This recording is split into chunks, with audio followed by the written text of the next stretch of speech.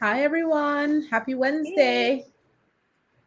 everyone. Hello. Come on in. Welcome. Thank you for joining us. We're starting 15 minutes late today because I had a conflict at 1 o'clock, but we are excited to be here. Welcome.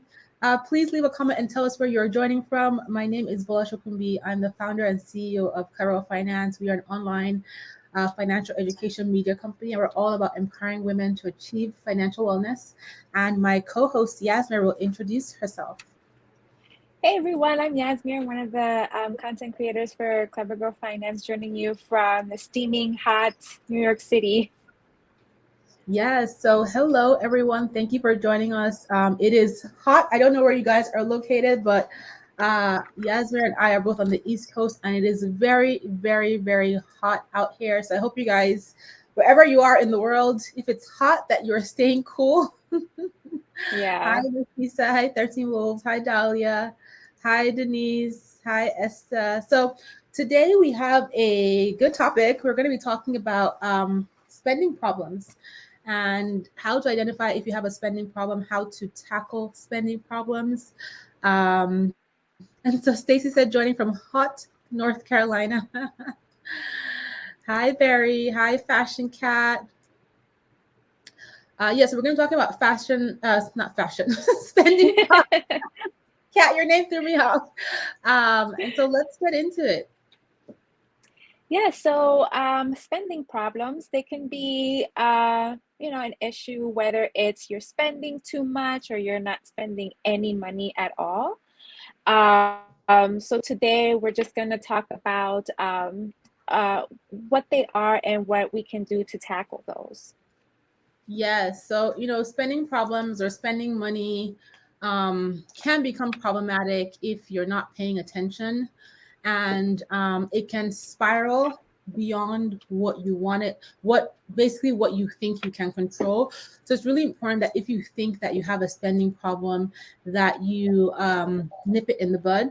And a spending problem is not to say that, oh, you're a terrible person with money. We're not about that here, right? No shame, no judgment.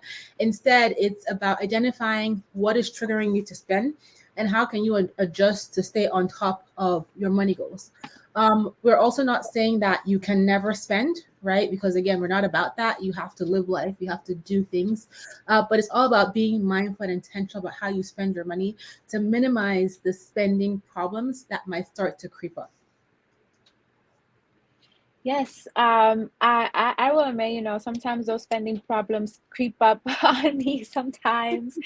Um, but there's actually two that we would like to address, which is the spending guilt, is you feeling guilty about spending money even though you have a means, you budgeted for it just to spend on it, but you feel guilty because you feel like that money is better spent, like buying a stock or saving it or even donating it to charity.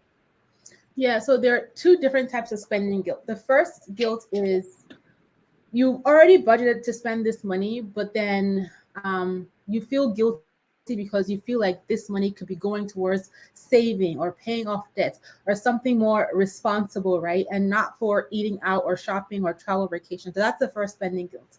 The second spending guilt is you don't actually have the money and you're guilty because you spent money that you don't have, right?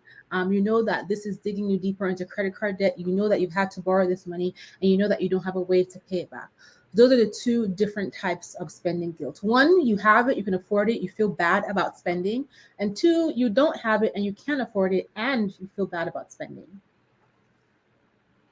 Yes, and that is known as reckless spending. So, like as Bola mentioned, is you haven't budgeted for that purchase, but you're using your credit card to buy it, and you're not alone. Roughly 6% of Americans do this, and they'll get into credit card debt, and on average it's more like $5,000 worth of credit card debt. So it's that impulse of like buying it now, buying that item now. You have to have it now. So that's what we mean by reckless spending.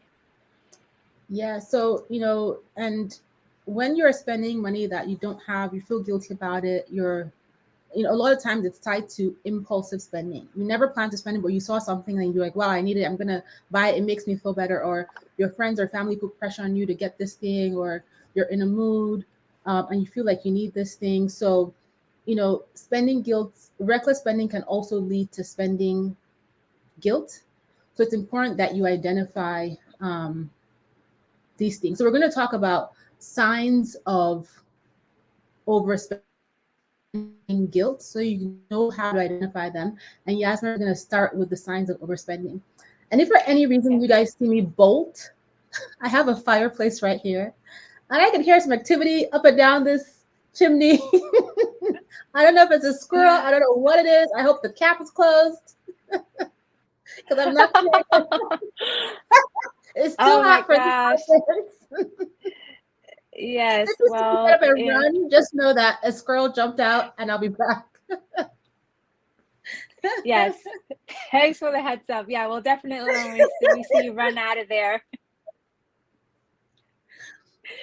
Um, one sign of overspending is that it makes you feel good, but this is more like a temporary high. It makes you feel good, after like you had a long day of work, or you're stressed, or you're sad, and you're using like shopping as therapy. There's just this high of like swiping that card and enjoying your purchase, but then this purchase, the high that you get from it is short lived. It fades away, and but you're still having those feelings there, and then you're going back and finding and buying something else to get that high. So it's like it's like any addiction, Yeah, basically. so shopping makes you feel better, but it's only temporarily in that moment or maybe a few minutes after, right? Sometimes people get in a really bad mood or they're just feeling really down and out. And the only thing that they can do is buy something. The only thing they feel they can do is buy something to help them feel better. And that thing will help them feel better temporarily, but it still doesn't deal with the original emotions and reason why you feel sad or down. It's kind of like a band-aid over a wound that's already not doing so great. So that's one sign. You're buying things not because you want them, not because you need them, but simply because you want them to make you feel better. That could be one sign of you just overspending. Like, why did you need to buy it, right? You didn't need it, you didn't plan for it, didn't budget for it. You may not even really want it, but it's making you feel better temporarily. Yes, and another sign of overspending is secret spending. So this means that you are secretly spending behind, like it could be your life partner or a family or someone that you're sharing like a money goal with, going behind their back and purchasing these items and hiding it, just not letting them know that you purchased it, because there's that guilt of like, we're working towards this and I've spent it and I don't want him or her to know that I did this. They're gonna get angry with me. So but I still want it. I still like need to have it, or you feel like you need to have it. So that is secret spending. Yeah, so that secret spending can cause a lot of conflict in relationships because you might realize that you should not be spending the money, but you buy the thing anyway, and then you feel like you need to hide it because you don't want to hear your partner's mouth. You don't want to hear what they have to say. You don't want them to remind you about the goals or about the debt or about the savings or investments. You just don't want to hear it. And that could be another sign of overspending because why do you need to hide this thing from this partner? Why do you feel that they're going to judge you if you haven't been spending, you know, a lot of money already? And sometimes the dynamics of money in a relationship can be more complex than this, but we're just talking specifically about hiding purchases from your partner when you know you shouldn't be buying those purchases because of the goals you guys have and because of the guilt that you feel. That could be another sign of overspending. LG and LA said hiding Amazon boxes. And then Fashion Cat said, what about spending for your business? Supplies you need, but reckless spending. So if you're spending money in your business and it's budgeted and there's supplies that you need, it may not necessarily be reckless spending unless you know that you actually don't need these items that you're buying for your business and you can make do without them until you can bring more money in to eventually cover buying them later. So yeah, the two signs of overspending could be shopping to make yourself feel better and no other reason than that, and then secret spending. And so we're going to talk about now about signs of spending guilt, right? This is when you feel guilty. Um, what could be causing you to feel that guilt? I just saw a comment about my hair. My hair is wet. Oh, It's not like a style because I I poured cold water because it's so hot, so it's like still wet. Yeah, it's probably not gonna be wet all the time. So I just want to let you know. But thank you. Um, so yes, we were how to tackle spending problems. So one way is we're to talking about visualize your signs of goals. spending guilt, Yasmer. The Oh, sign of signs. Okay, thank you. I got off track. Signs of spending guilt that you avoid to spend money even though you have it. So an example could be like you go to the grocery store and you have the means to buy like healthier foods, but you'll buy foods that cost a little less just to save money, because you just feel like you just can't. Like it's gonna throw you off your goals even though you're staying on budget. You budgeted for this. It's just that fear of like I cannot, like, I work too hard for this. I cannot, you can't enjoy it. mm-hmm. Yeah, so spending guilt, um, it can be a complex thing to unpack depending on your background, your upbringing, right? Sometimes it's simple as you feel guilty because you know you shouldn't be spending this money because you have other obligations.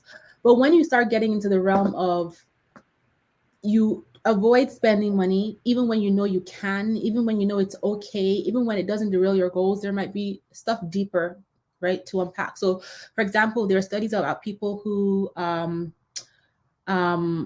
grew up or experienced the Great Depression or experienced a wartime, and they just cannot, no matter how much money they have, no matter how peaceful it is right now, they just cannot spend more money on certain things. It's just difficult for them.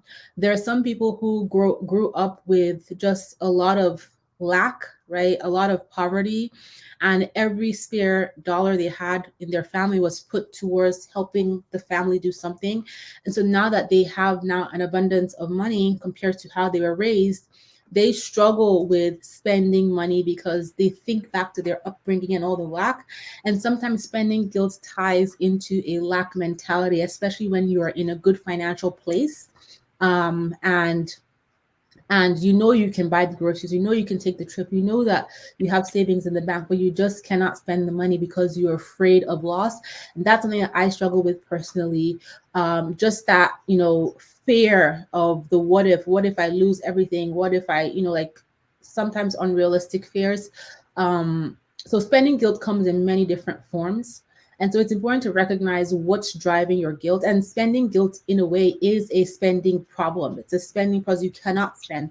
And if you, sometimes people are so extreme where they cannot spend, they cannot take care of themselves, they cannot take care of their families, even when they have the money because they are refusing to spend. There are people who struggle with spending guilt so badly that they will pay their bills late and take on late fees and all those things because they're so afraid to let that money leave their account because of this spending guilt. So it's really important to recognize, you know, the two different spectrums, the overspending spectrum and then the guilt spectrum, and understand where you fall in there and why you fall in there, and then start to make changes to adjust them. So now we're going to talk about how to tackle these spending problems. So the overspending, the spending guilt, that kind of stuff. How do we tackle these types of spending problems?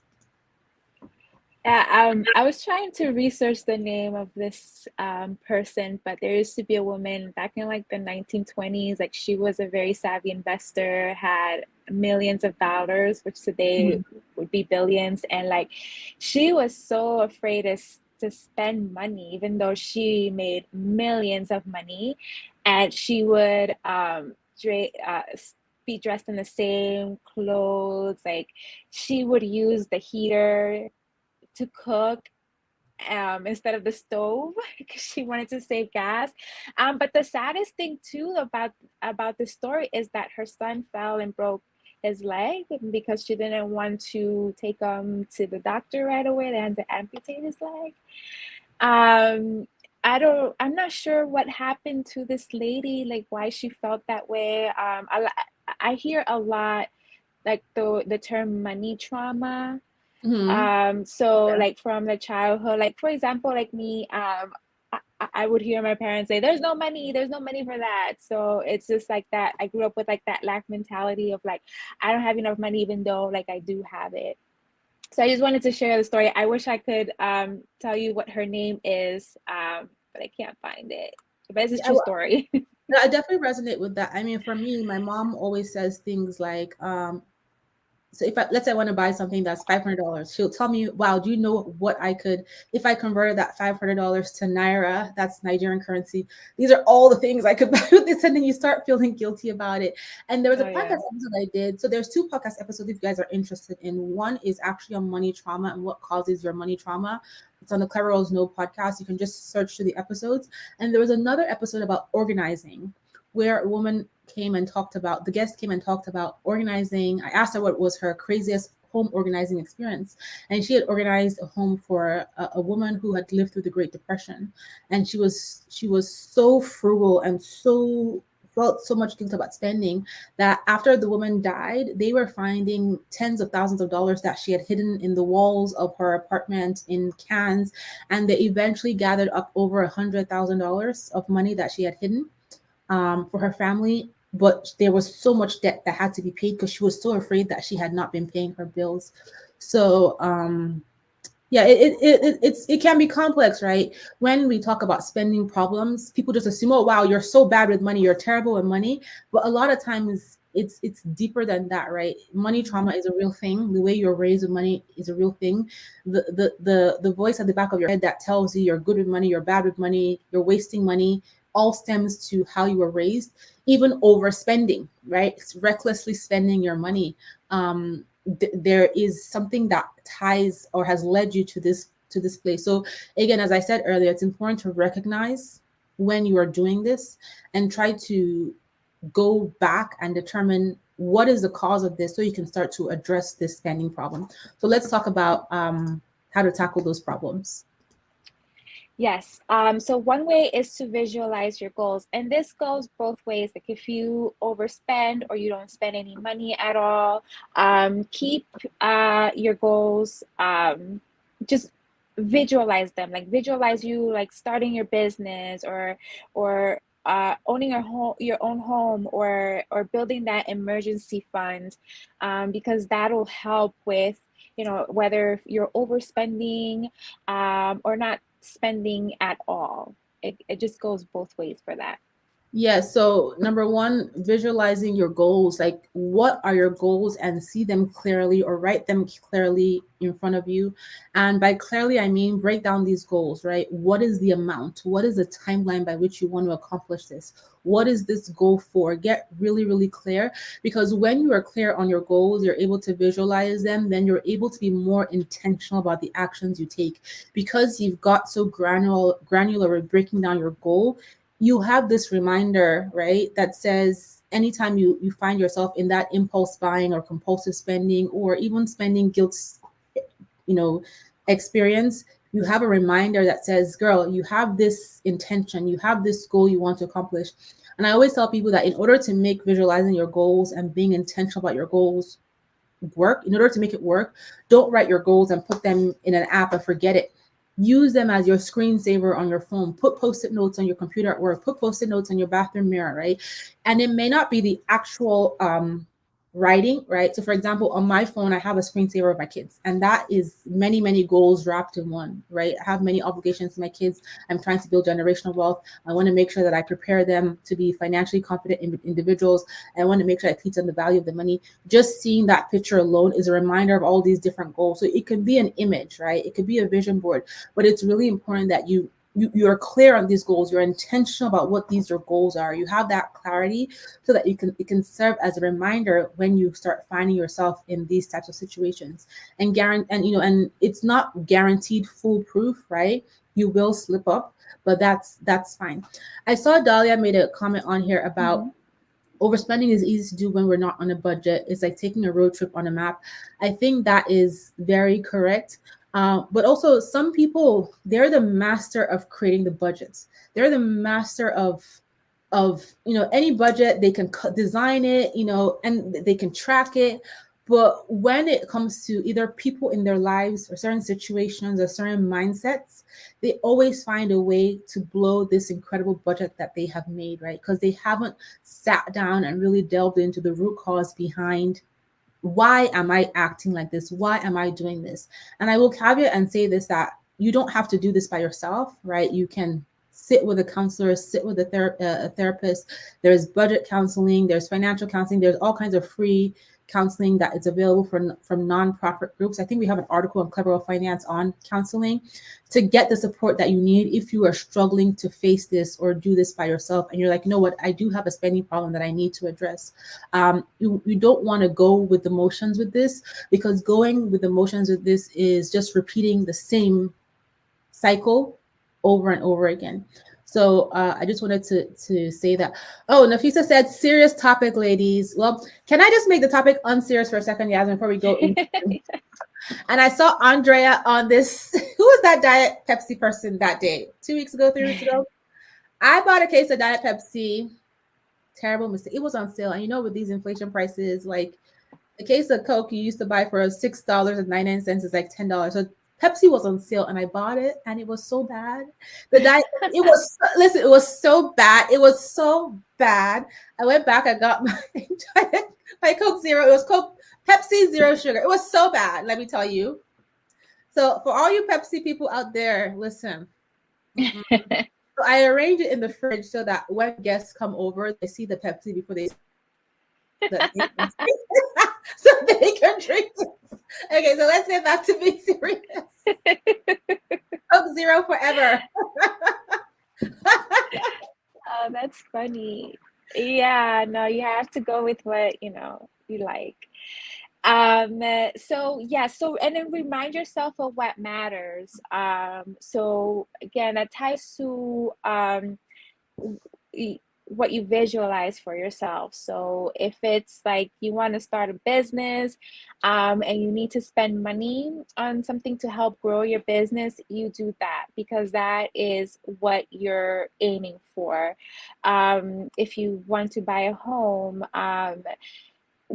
go into a store, and have that phone ready with like your screensaver, like Bola mentioned. Like, it could be of a vacation, it could be of a house, it could be of your children or someone, that inspires you, so that when you are making or about to make that purchase and you pull out your phone, uh most times people use their phones now to pay for things, and you'll just see the image. They're like, okay, let me put this back. I did do that not too long ago, like 3 weeks ago, when I went to H&M. I don't know why. I think I was just bored that day, and I went into H&M and I saw like 3 items that I was gonna buy, and then I took out my phone and I'm like, oh, I do want to move out very soon. Buy So your let me put house. these items back, because chances are I'll probably wear them like a few times. So yeah, I put them away. So that is very effective. I really recommend you should do that, or carry a picture in your wallet, if you prefer that. Andrea said, wait, did I hear my name? We're talking about it's Coke. You can watch it on the replay. um, so yes, remember what really matters. Remind yourself of what really matters, and that is getting clear on your why. So, like I mentioned with the earlier point, my why is my kids. I have a picture of them on my phone, and it seems like trivial, right? A picture on your phone, what could that really do for you? But sometimes that's just a small nudge you need to pause and think about an overspending decision that's going to lead to guilt later, right? A small thing. And I want to bring up the topic of vision boarding here. Just again, this is about being intentional. I have a vision board and I have it on my phone, and it is both words and pictures that I save online. And I put it in my notes section because there's a certain part of my notes section that I open every single day. And on the iPhone, you have the notes, and then you can also have the notes that syncs to your phone on the computer. And I currently have it open, and I just put it next to that. And it's a to-do list, right? It's next to my to-do list. So I see this vision tab every day, and I click on it. And just seeing those images, seeing those words makes small impressions in the back of your mind, even when you don't realize it. Because you will notice that when you have that intentional vision set, and we talked about again, visualize your goals. When you have it set, when you have it there that you can reference, you will find that there's simple actions that you will be taking every day that are kind of shifting you a little bit towards your goal. And I'll give you a random example. So I did a podcast episode today, and one of the episodes about how do you become bold at work and in your career. And what she said very much ties into what we're talking about now in terms of changing behavior, because she said sometimes people feel like they cannot speak up in a meeting because they're too shy, they're too embarrassed, or they feel like they don't know enough. And she's like, start with the small actions that you take in your day-to-day life to help you build character and build confidence to be able to speak up in the meeting. And she said, for example, let's say you go to a restaurant and you order water with ice and they bring you water with no ice, right? That's an opportunity for you to build the confidence and say, hey, excuse me, can you please return this water and bring me a cup that has ice in it? It seems so trivial, right? But normally, if this person would have just accepted what they were given in the restaurant, this is a huge step that helps build their character, that helps build their confidence, indirectly helping them in the future get to that point where they can speak up in a meeting, right? So see how it is kind of like not related but related. So the same applies to, having that vision board, having those visuals, those words in place, because even though you glance at it for 30 seconds, if you look at it often enough, in the back of your head there's going to be a moment where you go into that store, you plan to go to that dinner, where you're like, you know what, I have to save. I have to pay off debt. I don't want to spend money today. I don't want to spend money just to feel better. I want to sit down and journal about what's going on. It's going to be that little nudge that will help you make a small shift in your behavior that can lead to a bigger deal. So I love vision boards. It doesn't have to be any fancy, elaborate thing. You don't have to go buy a million magazines. Take screenshots on the internet, open a notes app on your phone, open a Word document on your computer, put it somewhere you can see it, print it out, and just let that vision board start to make unconscious impressions on your mind whenever you see it, because over time, little by little, it'll add up to helping you make those small shifts in your behavior when it comes to your spending. Yes, I wanted also to mention an accountability partner is also helpful Yes. in this, because they'll check in, or you can check in with each other, like, how did you do this week? And so that'll help you keep on track. I just wanted to throw that out there too. Yeah, but it's very important that you have the right kind of accountability partner, because some people will say they want to keep you accountable, but they're not about that life. Listen, 2 weeks later, they're like, "Oh, girl, we're not. It was that thing. Let's go shopping. Let's go out. Let's go talk about it when we go out eating." You need a serious accountability partner, and the people in your life who just cannot keep you accountable. Your friends who just don't stick to what they say they're gonna do. As much as you love them, that is not your accountability person. That is a derailment person. You want someone who is serious on their journey to accomplishing what you're trying to accomplish, or someone who has already accomplished what you're trying to accomplish to keep you accountable. So just because you love somebody doesn't mean that they're the right accountability partner for you. And Dahlia also said, comment here, I think instead of depending on willpower alone, we can start with small, manageable changes. Yes, it goes beyond just saying that I want to do it and I can't do it, right? You have to take action. You have to make small, gradual changes, right? You have to reference the goals that you have set. You have to reference your vision board. You have to set up the automated savings. And sometimes, right, you have to help yourself build that discipline and willpower, which means that if you have a chronic overspending situation, right, cut up the credit card, okay? Delete it from your online accounts, right? You don't want to give yourself the one-click access to always buy on Amazon. That's a big one for many people. One-click buy, add to cart buy. Delete your credit card information from Amazon so that When you add that thing to the cart and you have to start looking for the card to be able to enter it, there's going to be a moment where you say, girl, listen, look at what you're doing. Look at what you're doing. You're not supposed to be shopping. Now you're looking for your card. Some people will say, oh, I memorized my card. Call your bank and say, I want a new card with new numbers, Yeah. and don't memorize. Like, help yourself, help yourself. You know, unsubscribe from the email list about the sales. I always have to walk by the stores. You don't always have to walk by the stores or drive by the stores. You can find a different route. Yes, it can take you 10 minutes longer, 5 minutes longer, but guess what? You're not going to see the store to tempt you to just walk in real quick and just see what's there real quick. Like, you know, to me, when people say window shopping, I don't believe in window shopping. If I'm going shopping, even if I don't plan to buy anything, I'm going shopping. There's nothing like window shopping, because Yeah. that window is gonna see you and be like, oh my God, hey Paula, come on in. Yeah. Look what I got for you.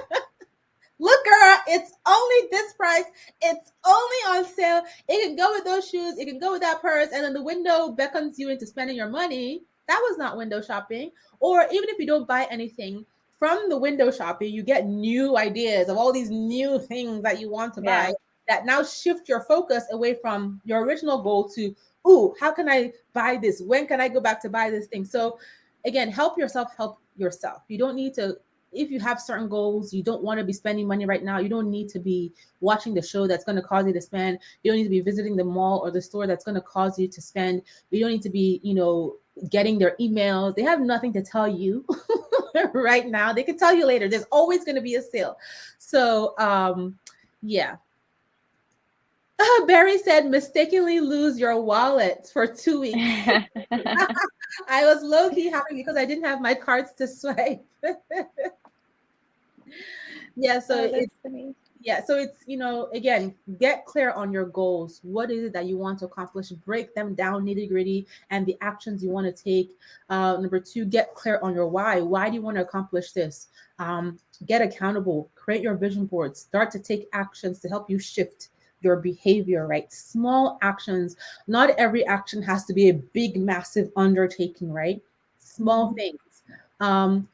There's who says, reminds me of the movie Shopaholic. That was actually a good movie, because at the end, when she came to the reckoning of what her behavior was causing her to do, and she made that shift, that was a big deal. Like, if you're struggling with spending money right now, watch Shopaholic.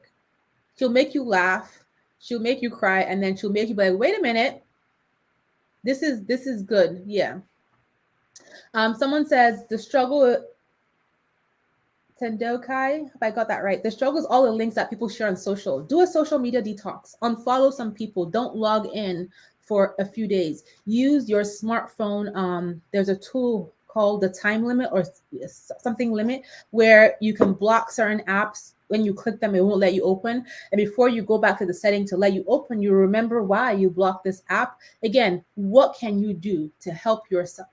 And as I mentioned earlier, if you need support, there's financial counseling support, there is therapy, there are money trauma coaches. On the Clever Wealth Finance podcast, I interviewed a money trauma coach also.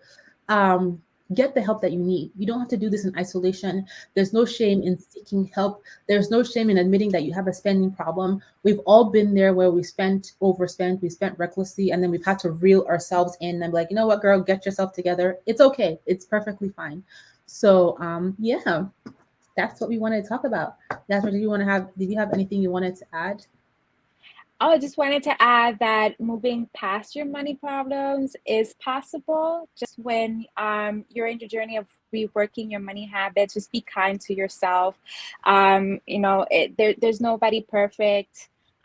Sometimes we'll fall into these habits, but as long as you are aware and you have your whys, you visualize your goals, then that'll help.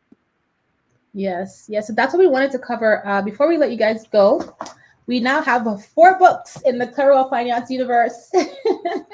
So you can ask your library to order these books for you. You can pick these books up everywhere that books are sold. There's ebooks available as ebooks, as audiobooks, and also as physical books like this. This is my newest book, Choosing to Prosper. I would love to know what you guys think if you have a copy of this book. And if you were a giveaway winner for this book, all of the giveaways have been mailed, so you should be getting them soon. I know there was a couple people in Canada and somebody in France who had this book mailed to them. So when you get them, I'd love to know. And if you have purchased this book and you loved reading it, tell your best girlfriends, go on Amazon, leave a review, ask your library to order it so more people can find out about it. And the audiobook was completed on July 15th, so it should be available on Audible in another couple of weeks for everybody who has been asking. But yeah, pick up one of our Clever Well Finance books, and as you plan your holiday gifts, what better than a gift set? Yes. We'll be back next week. Thank you guys so much for being here, for spending your afternoon, your lunch, your late morning, or even evening, wherever you are catching this. And if you're watching this as a replay, thank you so much. And we will talk to you guys next week. We'll be here at 1 p.m. on time next week. Yes. Talk to you guys later. And then Bye. bye.